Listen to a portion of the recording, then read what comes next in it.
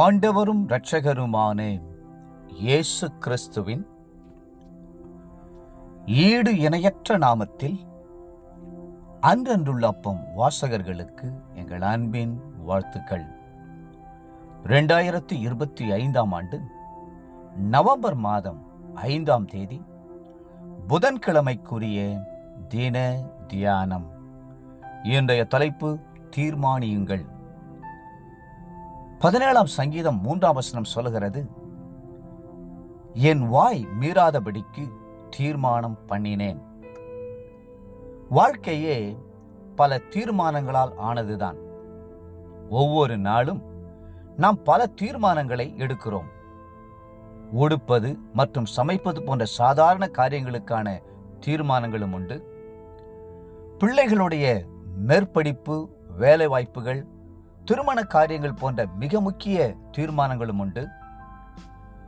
சிலருக்கு தீர்மானங்கள் என்ற உடனே புத்தாண்டு தீர்மானங்கள் தான் ஞாபகத்திற்கு வரும். பழைய ஆண்டை முடிப்பதற்கு முன்பு அவசரமாக, ஆண்டவரே, புத்தாண்டில் நீர் என்னை ஆசீர்வதிக்கும்படி நான் ஒழுங்காக வேதம் வாசிப்பேன், ஒழுங்காக ஜெபம் செய்வேன், ஒழுங்காக ஆலயத்திற்கு செல்லுவேன் என்றெல்லாம் சொல்லிவிட்டு சில நாட்களில் அதை காற்றில் பறக்க விட்டு விடுகிறார்கள். நீங்கள் கர்த்தருக்காக வைராக்கியத்தோடு தீர்மானம் செய்யும் போது கர்த்தரும் வைராக்கியத்தோடு உங்களோடு இருந்து உங்களை மேன்மைப்படுத்தி உயர்த்துகிறார். வேதத்திலே முக்கியமான தீர்மானங்களை செய்த 3 நபர்களை உங்களுக்கு முன்பாக நிறுத்த விரும்புகிறேன். முதலாவதாக யாக்கோபின் தீர்மானம். அது தசமபாகம் செலுத்துவேன் என்று அவர் சொல்லுகிற தீர்மானம். இந்த தீர்மானம் எடுப்பதற்கு முன்பாக கர்த்தரிடத்தில் ஒரு நிபந்தனை விதித்துவிட்டு இதை யாக்கோபு சொல்லுகிறதை பார்க்கிறோம். தேவன் என்னோட இருந்து நான் போகிற இந்த வழியிலே என்னை காப்பாற்றி உண்ண ஆகாரமும் உடுக்க வஸ்திரமும் எனக்கு தந்து என்னை என் தகப்பன் வீட்டுக்கு சமாதானத்தோடு திரும்பி வர பண்ணுவாரானால் கர்த்தர் எனக்கு தேவனாயிருப்பார். நான் தூணாக நிறுத்தின இந்த கல் தேவனுக்கு வீடாகும். தேவரீர் எனக்கு தரும் எல்லாவற்றிலும் உமக்கு தசமபாகம் செலுத்துவேன் என்று சொல்லி பொருத்தனை பண்ணிக்கொண்டான். ஆதியாகமம் 28ஆம் அதிகாரம் 20 22ஆம் வசனம் முடிய. ஆனாலும் கர்த்தருக்கு காணிக்கை தீர்மானிக்கும் பொழுது நிபந்தனை ஏதும் இல்லாமலேயே தேவ அன்பினால் ஈர்க்கப்பட்டு அவருக்கு தசமபாகம் கொடுக்க வேண்டும். அப்படி கொடுக்கும் பொழுது மல்கியா 3:10 வாக்களித்தபடி வானத்தின் பலகணிகளை திறந்து இடங்கொள்ளாமற் போகும் மட்டும் கர்த்தர் ஆசீர்வதிப்பார்.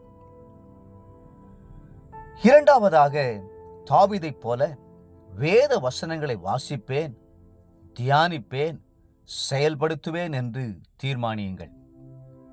உமது கட்டளைகளை தியானித்து உமது வழிகளை கண்ணோக்குகிறேன், உமது பிரமாணங்களில் மனமகிழ்ச்சியாய் இருக்கிறேன், உமது வசனத்தை மறவேன். 119ஆம் சங்கீதம் 15-16ஆம் வசனங்கள். வேதத்தை வாசித்து தியானித்து அதன்படி நடக்கிற உத்தம மார்க்கத்தார் நிச்சயமாகவே பாக்கியவான்களாய் விளங்குவார்கள். வேத வசனங்களை தியானிக்க வேண்டியது நம்முடைய கடமை. 3வது தீர்மானம் தானியேலின் தீர்மானம். பரிசுத்த வாழ்க்கைக்கான தீர்மானம். ராஜாவின் போஜனத்தினாலும் அவர் பானம் பண்ணும் திராட்சை ரசத்தினாலும் தன்னை தீட்டுப்படுத்தலாகாதென்று தன் இருதயத்தில் தீர்மானம் பண்ணிக்கொண்டான். தானியேல் 1:8. தேவப்பிள்ளைகளே, உங்களுடைய தீர்மானங்கள் என்ன? கிறிஸ்துவை நேசிப்பதை குறித்தும் அவருக்கு ஊழியம் செய்வதை குறித்தும் தீர்மானம் எடுத்து கர்த்தரோடு நெருங்கி வாழுங்கள். இன்றைய நினைவிற்கு பிரசங்கி 5:4. நீ தேவனுக்கு ஒரு பொருத்தனை பண்ணிக்கொண்டால் அதை செலுத்த தாமதியாதே. அவர் மூடரில் பிரியப்படுகிறதில்லை. நீ நேர்ந்து கொண்டதை செய். இன்றைய வேத வாசிப்பு காலை எரேமியா 34, 35 மற்றும் 36 அதிகாரங்கள். மாலை எபிரெயர் 2 அதிகாரம். அன்புக்குரிய அன்புள்ள வாசகர்களே, மீண்டும் உங்களை வாழ்த்துகிறோம். எடுத்த தீர்மானத்தில் நிலைத்திருங்கள். கர்த்தர் தாமே உங்களை ஆசீர்வதித்து மென்மேலும் உயர்த்துவாராக. ஆமென்.